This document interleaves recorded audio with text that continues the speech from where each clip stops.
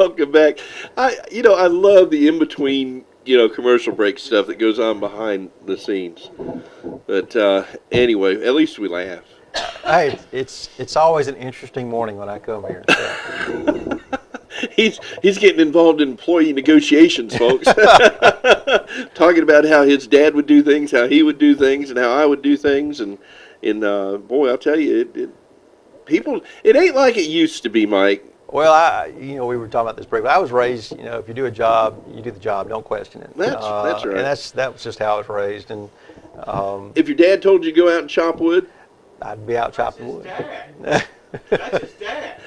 If the citizens of this community asked you to go out and chop wood, honestly, I don't have a problem doing that stuff. I believe in serving, so it's just a mentality. And that's also different because of the position he's in. Yeah, okay. Anyway,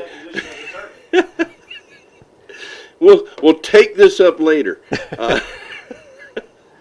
Anyway, Mike, you got a lot on your agenda coming up. We're talking about taking a Easter hiatus and spring break. Right. And well deserved on your behalf, I'll say. I follow you a lot. I don't know. Do you know there's a website that tells us everything that you're doing? Honestly, I don't have time to even look at that. Isn't there? Open States. Open States. Okay. It tells us when you went into the room, when you came out of the room, how many times you used that room. Mm-hmm. Well, then you know what time I come into the building and there leave. You go. I'm one of the first in. Sure it's that it's close. Well, it does tell a lot. And I go in early and come out late for a reason to do the job of reading all the bills that come up for a vote. Realistically, it takes a lot of time, so I go in early and come out late. On my research, which is minimal, not quite as in depth as yours, you have done more time on bills than anybody else in that legislature. And that's off of the information I'm getting off the internet. It may be. I've never kept up with it. I just do what it requires. I want to know who I'm voting for next time. I do what the job requires. I do work on a lot of amendments. I do work on helping other members with their amendments for a reason. My goal is that the bills we vote on come out clean and they come out as good pieces of legislation. And if you're not careful, and if you don't really take the time and look at these things, a lot of unintended consequences occur. And so I do my best to make sure we have as few of those problems as we can. And I spend a lot of time on these things. You care. And I say that, and I'm not trying to, me and you get along most of the time. But, you do what you got to do. And I've admired that. Just as a city councilman, you stood up a lot of times when everybody else was kind of just doing one of these. And you and the mayor, I loved it when somebody said you and Mayor Johnson were buddy-buddy. You always, went hand in hand with everything. They sure didn't go to the council meetings I went to, okay? Because I know you and the mayor in the workshops, anyway, would definitely have a difference of opinion. Well, and that's part of the whole. That's what government is about: is that you debate your issues, you work out those problems, and it doesn't mean that you have to be hostile about it, but it does require debate, and debate is contentious sometimes. And I've had votes in the past where I voted against my party a number of times. And it wasn't that I was voting against my party. I was voting for the people I represent. And sometimes that ends up being the same thing. You're voting against party. I voted against the general fund last year. It had nothing to do with my party. It was about issues that affected our district and that I fought as hard as I could on the floor. And there were other issues that affected people that I represent here that I fought very hard for on the floor. And on some of those things we were successful. Others we were not, and but that's part of the job. And if you get so caught up in party and you lose sight of who you represent, that's when you probably need to step down. Well, I got to ask you, and I know we're going to get to this other stuff in just a few minutes. There is a judgeship coming open here in the next few years. Judge McCaffrey. Oh, okay. All right. Okay. Are you... Is this your way of saying, what's in the future for Mike? Yeah. I mean, I know you're a lawyer and a good one. I know you're the city judge and a good one. All right. I know you're a state representative and a good one. But Eddie wants to know, okay, are you going to pursue a political path to state and national politics, or are you going to go to the right and go into law, which is your background? Honestly, I've not thought that far. I think you're talking about 4 years from now. Is that right? It's a few years. Okay, that's 4 years from now. If I had time to think, He knows. See, here's the point. Here's a good point that the media catches. Right? He knows how long it is before, so you know it's been on his mind. Go ahead. Well, I believe it's 4 years. Believe? Yeah, Judge McCathy is a very love good it. friend of mine, and He's a great guy. He is, and I've really come to respect Ashley McCathy over the years, and the role that he plays in our community, and so I'm aware of the time that he's, and I think he has made a commitment that this is his last term. But for me, I really haven't thought that far out for a reason. If you do this job that I'm doing right now to the best that you really can, you can't, there's only so far you can look out. And I love this job. I love representing people that I know. I like the fact that people call me and say, Mike, can you help me? And that's the part of this job that I enjoy so much. This past week, I had 27 Op high school seniors in Montgomery visiting. Wow. I had about 4 or 5 leaders from LBW College there for the awards banquet, 2-year college awards banquet. I had Bob Brooks and Henry Kinsey that were visiting. Having people from this district come up and visit, it means the world to me, and I enjoy it. It keeps me in tune with who I represent. It allows people I represent to see what's happening and what I'm doing, and I love that interaction. And so, and you know that. You know how much I enjoy this job and how much I love representing people here. Well, I appreciate what you do, but I just want to remind folks he did not say no. So...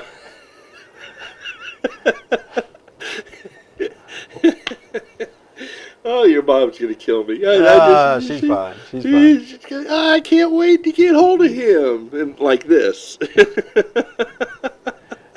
Anyway, good honest answer. I appreciate it. And all right, tell us a little about some bills. We're running over a little bit, but that's all right. And I actually, and you know this, I started, my intention was to maybe handle 3 or 4 bills this year. Last year I handled passed quite a number of bills, and worked myself to death while passing those bills. My goal is to help friends of mine in the House that had not had as much experience passing bills to work on some things for them, and to help some fellow members. And I've been doing that. During the off season, I helped work on numbers of bills. And have since been able to give some of those to other members, and they've been bringing those bills. But during the course of this session, I've been approached by a number of different... I see a whole list right there. a number of groups and looked people. Like my JDR this morning. Well, but because they're good issues, and some of them are fairly complicated, I've been asked to assist with them. And, you know, it's kind of hard. And I'll give you an example. The governor's office called and asked if I would help with one bill, and I'm not going to turn the governor down. I'm going to try to help the governor. And that's a bill that deals with disabled military veterans, reducing the price for a yearly hunting and fishing license to half price, and also allowing, we're starting to see more and more of these type of things, these 3-day hunts where you'll have 20 or 30 disabled veterans come into a lodge, and it's sort of like, you know, a big deal. It's a big event for hosting these type of hunts, and it's become a tourism issue for the state as well. This same bill would allow 10 disabled veterans to come in for these 3-day hunts, whether they're from out of state or in state, for the price of one license, and that's phenomenal. That's a great thing. The reason why we have to charge any at all is that there are monies we get from the federal government that are based on numbers, and we have to be able to keep up with those numbers, and you do it by having some fee associated with a certain number. And so that's the reason they're not for free. I've been asked that a number of times. But when you can get, you know, these 10 people on one license, that breaks down to virtually, you know, very little money. Well, we're talking about money again, and I'm going to go back into something that's, I know it's not a bill here, but it's a question I just thought of that I was supposed to ask you in my head back when we were talking about the fund, whether there's, you know, full and empty. There's a crisis in our community right now, and you've been aware of it now for several months, and I'm talking about Opportunity House. Right. Okay. Right. And we're letting the people that need mental health get no help now. Okay, they're being let out on the streets. There's no place to keep them, um, except on occasion. There's some money set aside to get some housing for some. We have mental health people being laid off. We have people that are not able to fulfill their obligations in the files that they have and the clientele that they're supposed to be taking care of. Then we flip over to the health department. Okay, the restaurants. Okay, I'm sorry, I'm not going to mention any names, but Go ahead. but they're getting tacky. Okay, and you know why? There's nobody to go do the inspections that they used to do. And you talk to the people at the health department, and you say, why aren't you going out and covering these things? And the quality and stuff that for our own health is being jeopardized because of funding. And these are all state projects. And then we go to the Opportunity House. I had Debbie on here a few weeks ago, and there's no money out there. There's no grants. There's no anything out there. How can we help our community with these issues? There's a lot of people that, with these three agencies, my goodness, Opportunity House, I don't have to sell you on it. You know what it's all about. If that closes, we have a huge void in our community, and it's going to put people's lives in danger. What can we do? Well, some of that, and an Opportunity House in particular, I've been working with Deborah and Opportunity House for a couple of months now. And we are finding some funding that's available. The issue is whether or not it's enough. I've met with Jim Byard, who's director of ADECA, and there's already some funding going to Opportunity House from ADECA, but we're trying to get increased funding for that. The other approach is that, and I was surprised to find this out when I was meeting with or talking with Deborah about the issues, is that how little local participation is involved. Folks, we're talking, when he says local, we're talking about businesses. We're talking about people in the community stepping up to the plate and helping out a worthy cause. Well, and this is, I asked some questions of Deborah because part of my job in helping Deborah is to find out as much as I can about where money's coming from now. And there is, the Diction Foundation has been a great supporter of the Opportunity House for many years, and they do, but their funding comes in roughly June, July. That's about the timing of that funding. But in those gaps in between, that's when you have some real tough times for Opportunity House.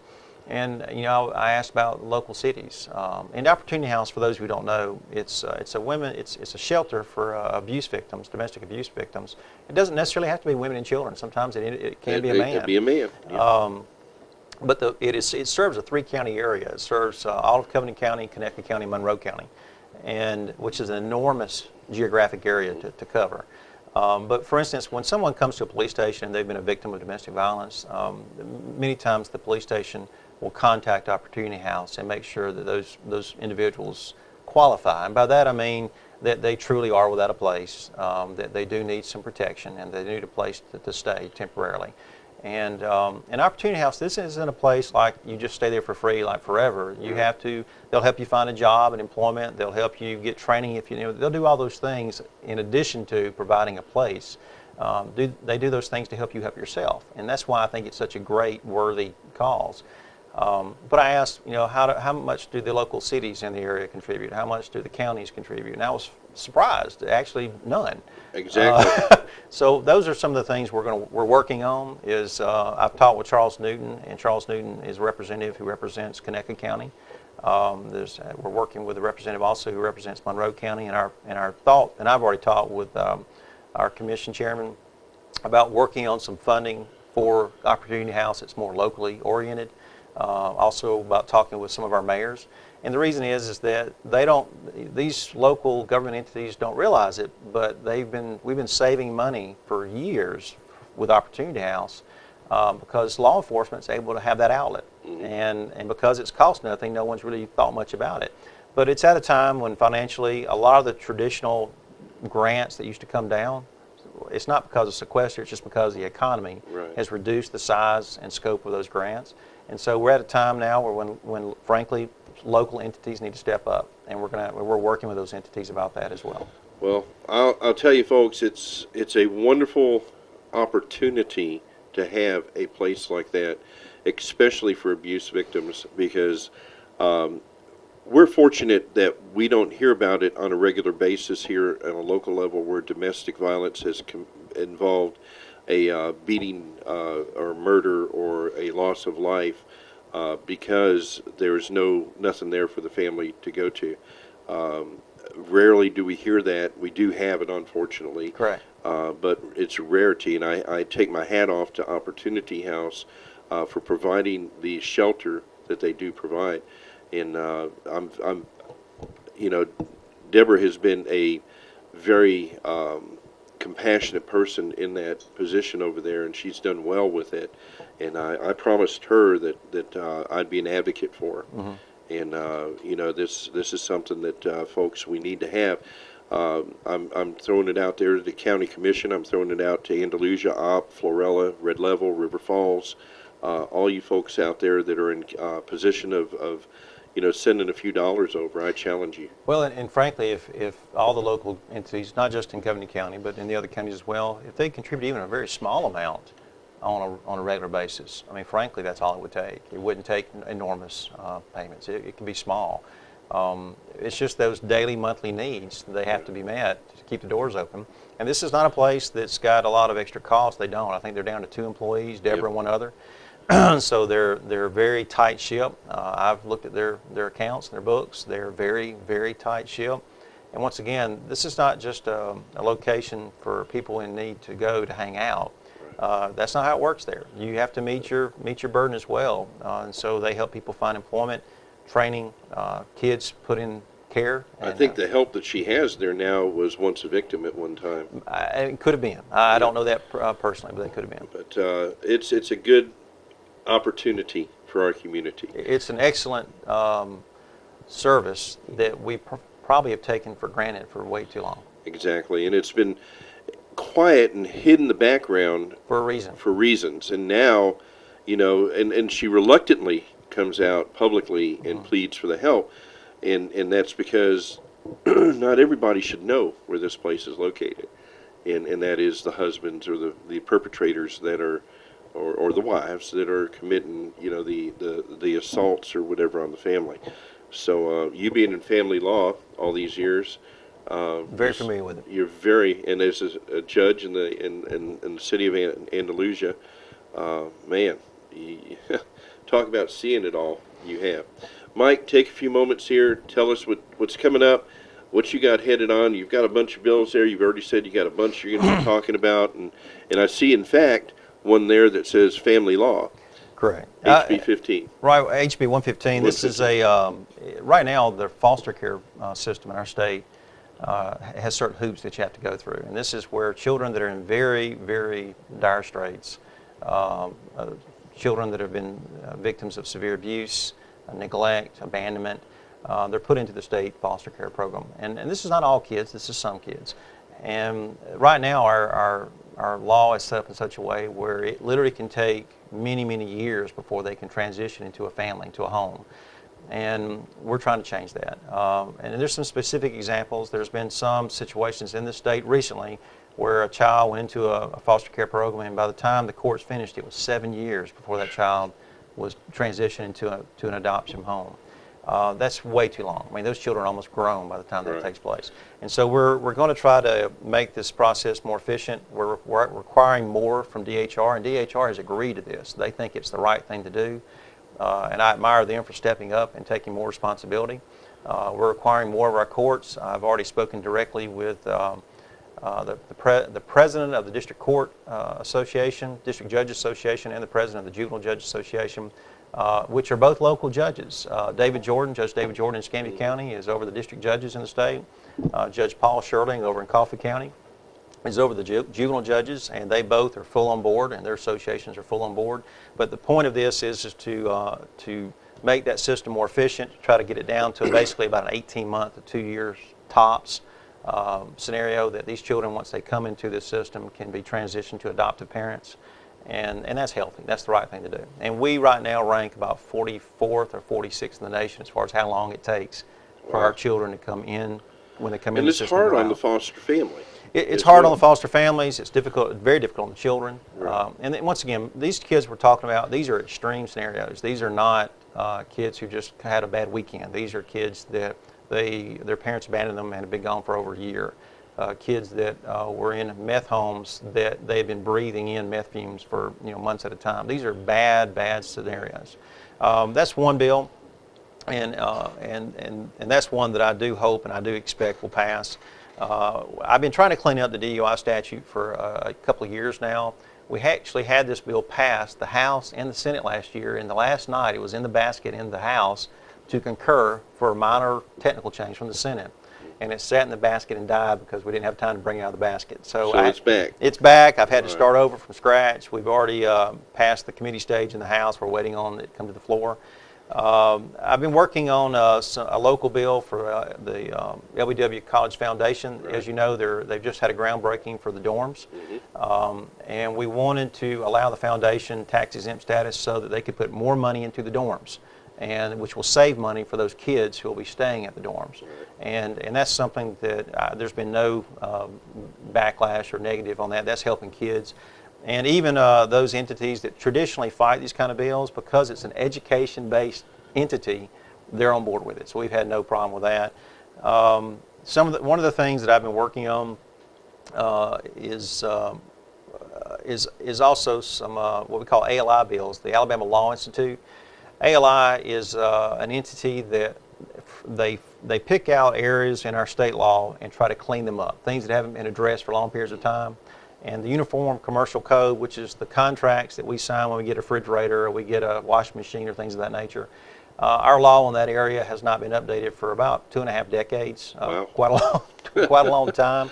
And the reason why it's important is that's law that interacts with other states. And so our goal was to try to get this passed at the very latest by next year. We're trying to get it passed this year. And this is to get us, is to update our own law and to get us in line with everybody, all the other states in the nation. And that's one that it's fairly complicated. The bill's about 130 pages long. And so I was asked if I would help with that bill, and I've been happy to do so. One bill that has been interesting to me, and I was asked by the group that you would expect would not be asking to bring the bill, is something dealing with e-cigarettes. And e-cigarettes are these electronic cigarettes. They get a lot of popularity. A little mist comes out of them. That's a vapor, a water vapor type mist. And some of these cigarettes have, and some don't have, the nicotine that's in the cigarette. Right now, they're not regulated whatsoever. And I'm not going to say too much about it because I don't want to put all the kids out there on notice about it. But we want to make sure that, especially the ones that involve the nicotine part of this, that it's got the exact same, for minors, regulation that a normal cigarette would have. Nothing more, nothing less. It's just that right now minors technically. I don't know about the law. You're saying the law doesn't. There's not a regulation that affects them right now dealing with that. I see. So they can go buy. On the packaging, it says. Right. Of course, they sell in other states, so other states may have. Correct. Okay. In Alabama, though, we don't have. But it's a modern thing. It's a future type thing that's now here with us. And our laws, when they were originally designed, were exclusive to tobacco products. I don't think too many store clerks are going to want to take the risk anyway. Well, and that's why the Retail Association, or is the very group that's brought this. They agree that this needs to be done. It needs to be put in place. It makes sense. I mean, they can either get the nicotine from a cigarette, or they can go buy those things. And so that's one reason why I was bringing. And then once again, once I found this out, it made perfect sense. Yeah, it does. And I was happy that the very industry that you would think would normally fight this is the very one who made the approach and said, listen, would you help us with this? It's something that needs to be done. And I was very happy to help. Liquefied petroleum gas, LPG gas, that's the kind of gas you go and get your tanks filled for your propane tanks and stuff when you're grilling. Once again, that area of law has not been updated for many decades. And now the way we measure LPG gas and the way that industry regulates its own self, it's changed quite a bit in the last 30 years. And it's to clean that up. It's actually repealing quite a bit of old law that no longer has any effect, that has been ignored for years. It's repealing large sections of that. And this once again, it's coming both from the association of the gas companies, but it's also come from the regulatory board. They're all agreeing, and they've done this together, that these things need to happen. It's going to reduce the cost. There's some cost reduction in this as well, which is always a good thing to hear. So that's another thing that I've been asked to bring. And more recently, the Forestry Association, and in fact, it's a bill that doesn't even show up on my list yet. They've asked me to help with a bill that's, once again, it's fairly complicated, but it's basically about making sure that Alabama wood and the Alabama wood industry, timber industry, is not being excluded by some federal regulations that frankly, it's another one of those Obama type things. And so we're trying to protect the industry. And as everybody knows, the forestry in this state is an enormous industry, and we do need to take steps to make sure we protect it. And that and right now, believe it or not, because of some federal regulations, wood from China, wood from other countries of that type, is being imported into our country and into our state because of some federal regulations that impact right now. So we're trying to protect that as well. I see one that you didn't mention, and I'm going to ask you about it because it's in line with something else that I have another spin-off on it, and that's the Covington County Sheriff's Department. Right, HB 5. HB 5, and that's having to do with, recognition and things like that. I believe it'll have to be the state to do it, but to give officers tenure. Have you ever heard of that? I've not. The bill that I've got is where when you have a retired officer, especially one who's been there for a long time, it's not uncommon that agencies, sheriff's departments, like to give them their shield on a plaque and present them with something of that type. And many times they'll also award them their service revolver or service weapon. And right now, though, you have to have authority from the state to do that. And a lot of counties already have this in place. In fact, many counties already have this in place. Our county does not. And so this is a local bill. Sheriff Meeks asked if I would help with this. They had an officer that recently retired, and they wanted to do this, and they had it ready, and found out they couldn't do it legally. And, and I said, of course, I'd be glad to help. He would have had to go sit down and have a hot dog and 2 French fries. He could do without a meal or 2. But, well, one of the things that I asked about tenure with law enforcement, I've talked to many law enforcement agencies around the area, and Sheriff's Department, Sheriff's Office, as Sheriff Meeks likes to remind me of, is an elected post. And being that it's elected, people serve at the pleasure of the elected official. And this puts a strain on the deputies out there in the field because they become political pawns. In not saying here, but in some areas. And tenure has a role, to release the officers to politically be what they want to be, and also not be in fear of their job because the next guy is coming in and they're rated on the performance of their job and not on their political beliefs. Is that something that the state would? Well, the state's version of that is the merit employee system, and which you're aware of. And the county employees fall into that system. Now, your administrative level do not.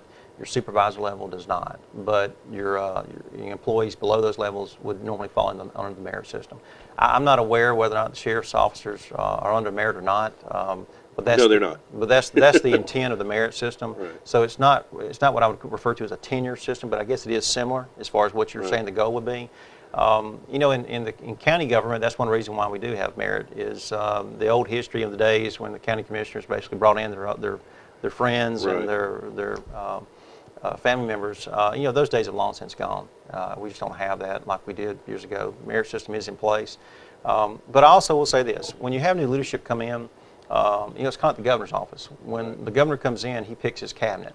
And his goal is to pick a cabinet, A, that he trusts, that will work with him, and then B, that have the skills and expertise to get the job done that reach the goals that the governor has. And so I do see the need and the reason when you have leadership changes like that you have people in place that you can trust that will follow and pursue those goals that you bring to the job.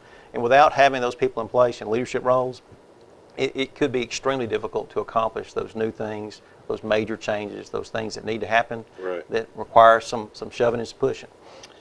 All right. Now, we've really gone over, and I hope you don't mind.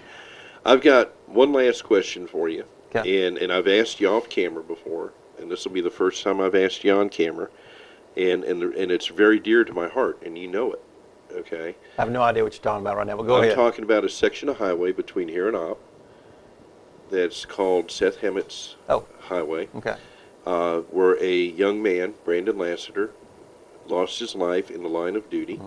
There's a monument out there that I really, really want to say that there's a lot of pressure put on some people to finally get that out there over the years. And I'd like to know why that section of the highway is not named Brandon Lassiter Highway for an officer that gave his ultimate to his community.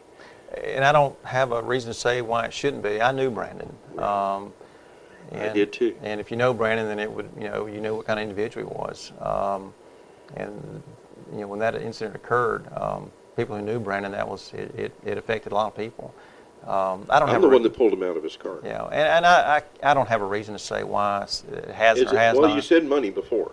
Now we're looking at, because it was a sign that... The only issue on money is the signage. That's the only impact as far as monetary. Can I ask you to personally really look into that this session? I can, and that's not something that has to be done. You do have to have the passage of a road name change through while you're in session. That is required. As far as doing the background work on that, it can be done in between sessions. Right. I'll help you with it. I'll do. I mean, no, it's not something that I've. The young man gave his life, folks, right. And I guess it's a little bit more near and dear to me because I was there when he took his last breath, and his mother is a dear, sweet lady. Yeah. And every time I drive down that section of road, I sit there and I look at that beautiful monument, and I think about a beautiful person that Brandon was, and he had so much potential in our community, and just so people when they drive by that monument see a little sign saying Brandon Lassiter Highway for that section. I know Seth will agree with it. Yeah, I don't think it'd be any problem. It'll be a problem. The other thing, talking about... And I'm making a note as we speak. I see you are, and I appreciate this. I'll ask you more on camera. Well, that's what I do. If I don't make a note, it's... But anyhow, the other thing you're talking about here about obsolete laws and things that haven't been checked in a long time, has anybody thought about putting a committee together out of all the districts in the area of citizens that will volunteer their time and say, hey, we'll get together a couple times a year and we'll review the laws and stuff and present it to the legislature and say, here's what we found, and give you all a little bit of break for coming under the pressure? Well, and that's, to some degree, that's what I've been doing over the last year. But you've been doing it. I've been doing it. Yeah, but there's people in the community that would bring up dumb questions like, why is that law in the books? Well, and there's an entity that does this. I mentioned earlier about ALI, the Alabama Law Institute. That is something that ALI does, is that they take sections of the code at a time and go through that section and update and modernize, I guess is how you'd say it, the code sections. And they generally start with the larger code sections that affect the most people, and that makes sense, that you would go at those sections first, and then they start moving down from that. What I did is I took a different approach. My approach was to go to the agency heads and department heads of different agencies within the state and say, look at the codes that affect your agency and tell me what either makes no sense, should have been repealed 20 years ago, or needs to be done to clean up some of these areas. And I got a great response. The initial response was slow, frankly, because those agencies said they'd never been asked to do that before, and they were a little unsure, a little weary of it. I'd gone back a couple times, and they started bringing some to me. And some of those bills are actually have been filed by other members. And these are the bills I was telling you that I didn't do that work for me. I'm not. My goal is not to pass 100 bills. My goal is to pass good bills. Right. And so I'm more concerned with quality than I am with quantity. But there are other members who don't have the background that I have, and they don't have the experience on passage of some legislation. And I wanted to help my fellow members who have areas of expertise that are not the same as mine. And so I worked on probably about 24 or better pieces we call green jackets, and these are the bills that you have prepared for filing. And I've handed out probably at least probably 15 or better of those green jackets to other members, many of which have already dropped them, and they're in the system now. And most every one of those bills are repeals, where we just simply strike out sections of law that have no application or have been long since outdated. Some of which I gave one of those bills to a friend of mine in North Alabama because it was an old tax that was pulled out for the iron ore industry. And it makes no sense for it to be in place. The revenue commissioner met with me and said the same thing. And they were the ones who said, would you please have someone strike it? And to have the revenue commissioner say, would you please strike this tax, is a big deal. It says to me that obviously this is an obsolete thing. And I gave that to a member who has a lot of that industry in his district, And he just grinned and said, "Are you kidding? Of course I'll bring that." Then he dropped it immediately. And those are the kind of things that we worked on during the off season. This is one of the reasons we had that meeting in December with House members that came to our county. And I'll tell you, to kind of segue from that, the Rattlesnake Rodeo is coming up next weekend. And because of that meeting that we had in December, there are now some other House members that are bringing their families to the Rattlesnake Rodeo this year. One of which asked me about it this past week, and I said, "Are you kidding?" "Sure." And he's bringing his grandchildren and family, and there's other members that have asked me about it. We're having the IRT competition shoot in April. We had McDonald on here talking about that. I've got some members who've asked for applications to sponsor that. Wow. And so because they learned a lot about it when we had our meeting at that training facility. Well, they can go on our website too. You can point to it and look at the... I did one step better. I took them an application. Okay, but I'm saying McDonald explains it all. Right. On well, and they were able to hear it and witness it for themselves. Right. And they saw that even some of their agencies had been coming and attending to compete. He's just not going to say WKNI.net. Okay. Go to WKNI.net for further information on this if you'd like. But part of my job is to be the marketer for our district, Yep. and I try to take that. I love doing that part of the job. I enjoy that, and to have these other members saying, "Hey, we're bringing our families," that's a big deal to me too. Yeah. I think that's great. It's showing off your community. It gives exposure, and they're learning things from us. Some of our members who don't have two-year colleges or have them, but they don't have the depth of the Right. two-year colleges that we have learned a lot about our two-year system here and how much we're interacting with that system and how much the colleges are interacting with our community. And they're taking that back to their area. So We are so fortunate to have LBW in this community. It's and Doc, boy, I'll tell you what, that guy is awesome. we have, between MacArthur and the Andalusia LBW campus, we have great assets here. We've had them for years, and we're even taking more advantage of those assets. Well, we've got some great leadership over there too. When he was on the show the last time, I told him that we're lucky to have the mayor, you, and him, because y'all are forward thinking. You know, y'all are out there stepping forward and going. Look, we have really beat you hard today, and we're over a half hour over into the network. But anything you want to say? I mean, I've jumped out there and got out there. And, No, I would like to say this. I've been, since that vote that we took on the that flex bill back in end of February. You know, in Montgomery, I've taken some pressure, but here at home, I've had such a wonderful response. I've had people call me, text me, email me, write letters. I've had people at church come up and hug me. The support from home means a great deal to me.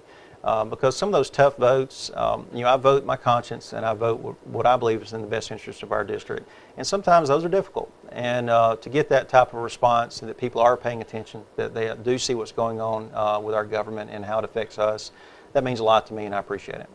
Well, honestly, Mike, I would expect no less, because when you went out on the campaign trail and you sat in here on a number of debates with your opponents and you said you're going to do this, you're going to do that, I have not been able to find anything to point at you and say, hey, look what you didn't do. And I appreciate that. Not that I would, I mean, that's not my job. I'm just saying it's a pleasure to know that somebody actually spoke the words and are living the words. And I thank you for that.